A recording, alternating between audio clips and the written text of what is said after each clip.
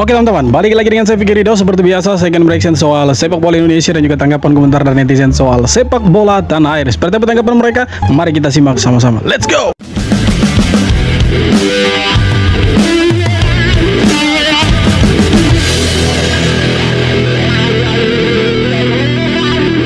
Malaysia nih ada masalah apa sih sama timnas Indonesia? Nyari panggung sampai segininya banget. Jadi usai timnas Indonesia U17 Kenapa lagi Malaysia dengan Indonesia ini?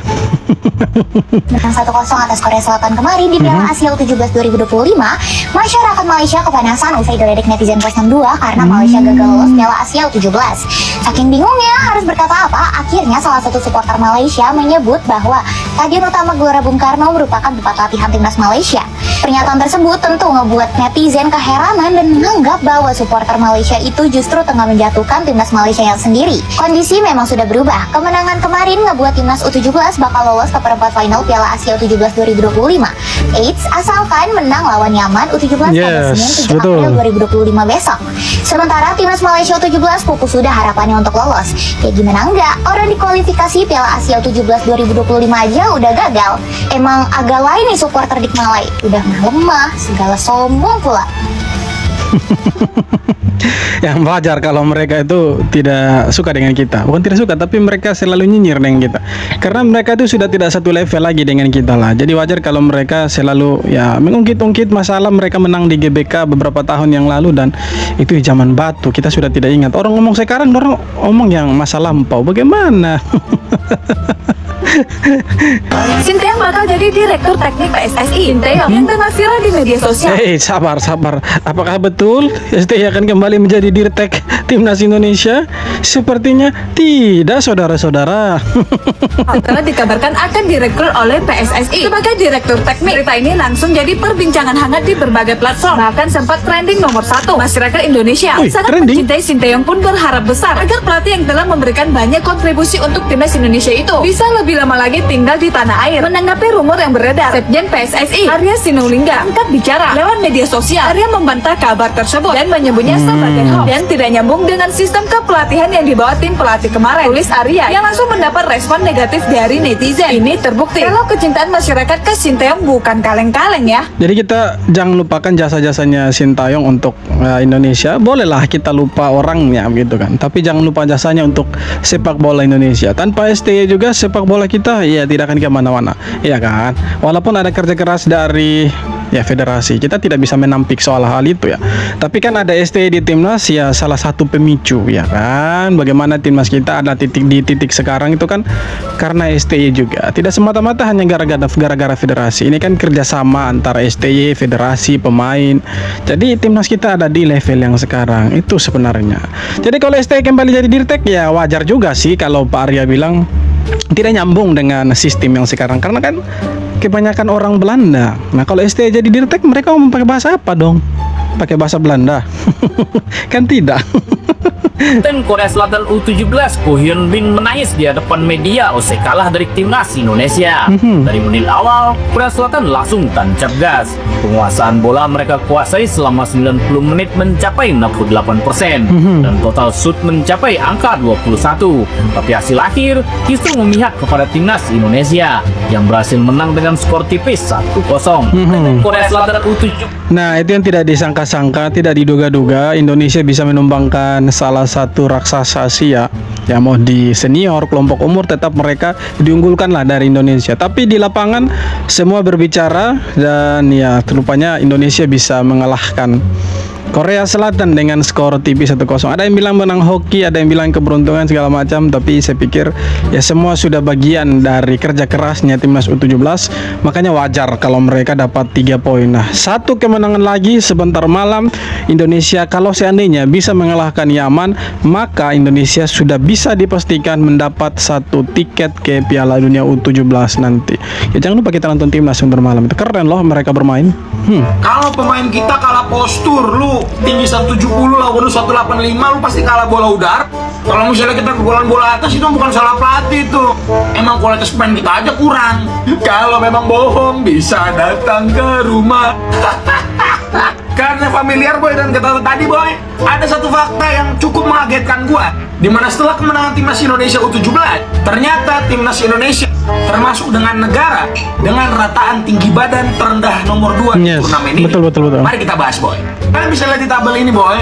Indonesia rataan tinggi badannya ada di angka 173 cm, di mana ini adalah akumulasi dari total seluruh pemain yang dibawa. Sedangkan untuk Korea tadi malam, itu rataan tinggi badannya ada di angka 180 cm. Kalau kalian ingat ya di pertandingan tadi malam, bentar nih gue tutup dulu nih. Nah gini aja ya. Santai bang. Gak usah kita lihat. Budayakan stop manggil dia coach ya. Dia pelatih futsal, bukan pelatih bola. Kalau kalian ingat semalam, Boy, ketika Korea mendapatkan set piece, itu ada back tengah mereka yang di umur segini ya masih U17, tingginya udah 187, 188. Tapi nggak ada tuh kita kalah duel udara, nggak ada tuh. Bahkan kalau kalian perhatiin, Boy, compact defense kita itu bisa bikin Korsel sampai frustasi, sampai desperate ya. Dan gue nggak tahu kalau ada yang nyadar atau enggak, ada yang ngerasa atau enggak. Setelah kemenangan timnas lawan Korea tadi malam, kayak ya udah biasa aja, seolah menunjukkan Korea adalah tim yang selevel dengan kita. Padahal kalau boleh jujur, secara permainan, gameplay, kita kurang banget sebenarnya. Iya, setuju. Tapi hasil akhir yang kita butuhkan adalah kemenangan. Gue sengaja nggak bahas euforia kemenangan, itu cukup di hari ini aja, Boy. Karena gue nggak mau sampai timnas U17 ini, adik-adik ini, itu sampai anti klimaks ya. Abis menang lawan Korea, Jumawa tinggi hati, abis ini lawan Yaman sama Afghanistan gak maksimal. Karena Nova Arianto pun El Sintayongisme itu sangat paham betul kalau misalnya adik-adik ini harus fokus dan gak boleh sampai star syndrome. Karena sekedar mengingatkan, Boy, kemarin ada nanya kayak begini soalnya, satu kemenangan aja antara laga lawan Yaman ataupun Afghanistan, timnas Indonesia akan lolos ke Piala Dunia U17 melalui jalur kualifikasi untuk pertama kalinya setahu gua. Kita tunggu aja, Boy, sampai tanggal 7 ya. Kita nikmatin, enjoy the moment. Kita kawal terus adik-adik ini. Ya, semoga mereka bisa menang sebentar lawan Yaman. Kemudian berikutnya pertandingan ketiga lawan Afghanistan. Kalau mereka bisa menang di sisa 2 pertandingan ini, maka Piala Dunia jadi miliknya Indonesia. 1 tiket sudah bisa jadi miliknya timnas Indonesia U17. Nah, tidak harus menang 2 kali sih, menang 1 kali kemudian kita jadi runner up, kita sudah bisa lolos ke babak berikutnya, kemudian kita lolos juga ke Piala Dunia U17. Itu keren lah. Berkatanya satu kemenangan lawan Bahrain, ranking FIFA Indonesia raih posisi terbaiknya selama 15 tahun terakhir. Ya, Indonesia mendapatkan poin besar usai menang. Yang jelas jauh sekali meninggalkan tetangga kita, saudara-saudara. Melawan Bahrain, tercatat Indonesia mendapatkan penambahan 9,51 poin. Di mana berkat itu Indonesia melesat 4 peringkat dari posisi 127 ke 123. Itu adalah ranking FIFA terbaik Indonesia selama 15 tahun terakhir. Tinggal 23 peringkat lagi Indonesia untuk menembus 100 besar ranking FIFA. Itu hanya masalah waktu. Hal tersebut bakalan terjadi dalam waktu dekat ini seiring menanjaknya performa Indonesia. Ya, kita harap Indonesia dapat hasil positif terus supaya peringkat FIFA-nya terus melonjak naik. Ya, kita meninggalkan negara-negara yang ada di Asia Tenggara. Dan ya, target PSSI untuk masuk ke 100 besar ya tercapai lah. Dan kita dukung terus timnas Indonesia, semoga lawan Cina menang, lawan Jepang bisa setidaknya imbang lah. Setidaknya imbang lah. Kalau menang kan syukur juga. Nah, kalau menang kan kita punya peringkat FIFA pasti naik lagi itu. Nova Arianto pernah dilarang mengambil lisensi kepelatihan di luar negeri oleh Sintayong. Sintayong menyarankannya untuk menunda dan belajar langsung dulu bersamanya. Jika belajar dengan saya, kamu akan dapat pengalaman yang tak diajarkan di lisensi manapun, ujar Sintayong. Seperti dikisahkan Nova dalam sebuah podcast, Nova mengakui keputusan itu tepat. Selama menjadi asisten Sintayong, ia mempelajari taktik, manajemen tim, dan cara meramu strategi secara praktis. Ilmu tersebut ia terapkan saat melatih timnas Indonesia U17, dan kini ia bersyukur atas bimbingan Sintayong. Dan hasilnya kan ada. Kita bisa kalahkan Korea Selatan 2 kali berturut-turut. Maksudnya di U23, kemarin di Piala Asia juga, dan sekarang di Piala Asia juga U17. Jadi ya, itulah kerennya kita. Pengamat sepak bola, Coach Justin, menyebut kemenangan timnas Indonesia U17 atas Korea Selatan lebih karena faktor keberuntungan. Menurutnya, permainan Indonesia sangat buruk, terlalu banyak bertahan, dan tidak menunjukkan pola permainan modern seperti total football. Ia menilai kemenangan itu tak mencerminkan kualitas permainan yang sesungguhnya. Apakah kalian sependapat dengan Coach Justin? mau main bagus, mau main cantik atau main jelek, yang penting hasil akhirnya. Kan percuma kalau kita menang statistik tapi hasil akhirnya kita kalah. Lebih baik kita jelek di hasil statistik tapi secara hasil pertandingan kita menang. Yang kita butuhkan kan poin, makanya kan kita cari poin, bukan cari statistiknya. Kalau cari statistiknya jangan bermain sepak bola, sana main voli.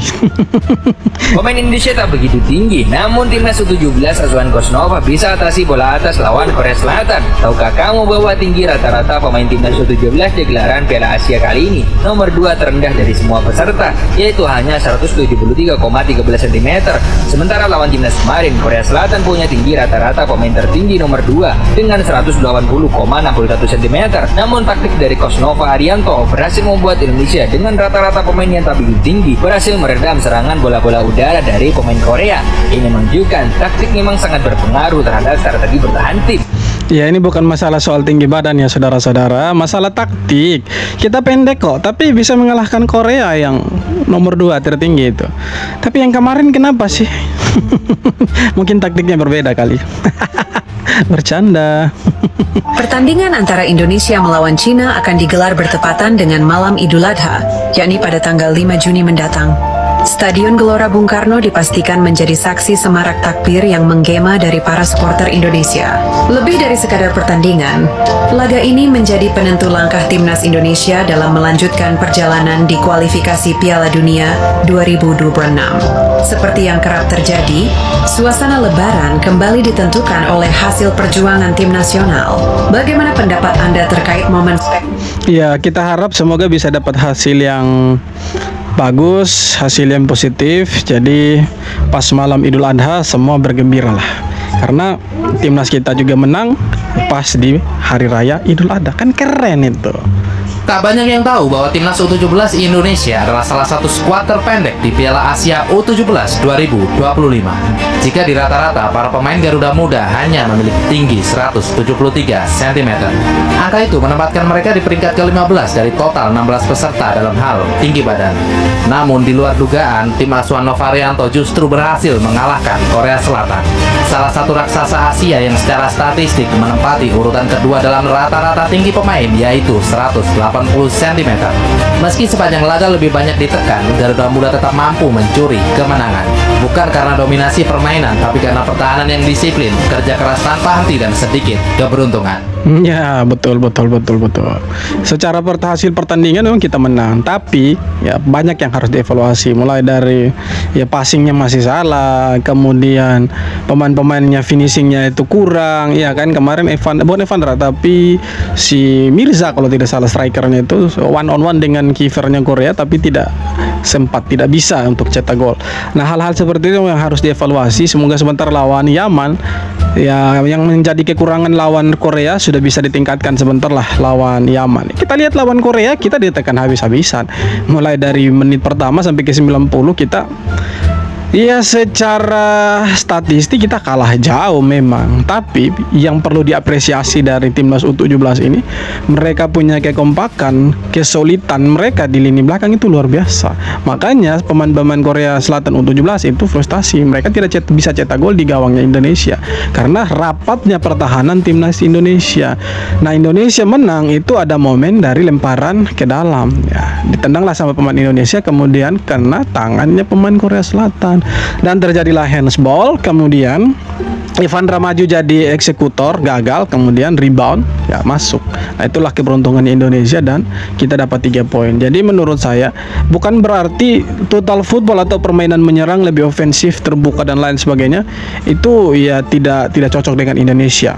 Ya mungkin cocok, tetapi bermain bertahan kemudian mengandalkan serangan balik, counter attack, ya kan tidak buruk juga. Nah, itu yang coba diterapkan sama Coach Nova, dan kalau kita lihat memang itu cukup berhasil dan timnas kita dapat 3 poin loh. Karena sekarang menurut saya yang terpenting itu bukan soal main cantiknya, bukan soal hasil statistiknya, penguasaan bolanya berapa, akurasi passingnya berapa, walaupun itu penting ya. Tapi untuk pertandingan sekelas turnamen penting seperti ini ya tidak terlalu dipikirkan soal itu, karena yang paling dipentingkan, yang dipikirkan itu bagaimana kita memenangkan pertandingan ya. Walaupun kita kalah secara akurasi passing, secara shooting ke gawang, tendangan ke gawang, penguasaan bola, kita kalah. Tapi ingat, pertahanan Indonesia bukan kaleng-kaleng. Di sisi lain, kita punya antisipasi bola atas itu luar biasa.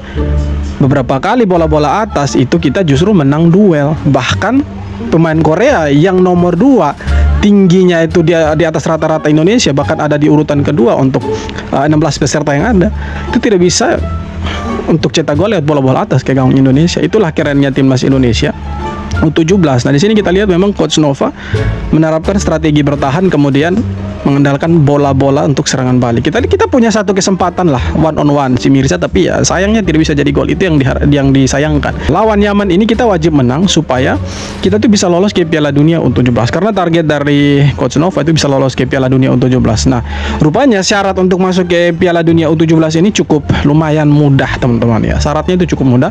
Kita harus jadi runner up di fase grup, kemudian atau jadi juara grup. Ya, itu kita sudah bisa lolos ke Piala Dunia U17. Nah, di sini Indonesia punya kesempatan untuk masuk ke Piala Dunia U17. Nah, sekarang yang paling di atas itu ada Afghanistan, teman-teman. Kemudian ada Indonesia di urutan kedua, kemudian Korea Selatan dan Yaman di urutan paling bawah. Jadi Indonesia sekarang ada di posisi runner up. Kesempatan untuk ke Piala Dunia U17 itu terbuka lebar. Jadi kalau misalkan Indonesia sebentar bisa kasih kalah Yaman lagi, ya Indonesia bisa masuk ke Piala Dunia dong. Kita sudah punya satu posisi di posisi runner up. Nah, kita dukung terus timnas, semoga sebentar bisa menang lawan Yaman dan bisa dapat hasil positif ya di pertandingan-pertandingan berikutnya lah. Mereka bisa lolos ke Piala Dunia dan keren kan adik-adik kita ini pemain timnas U17 bisa berlaga di sana.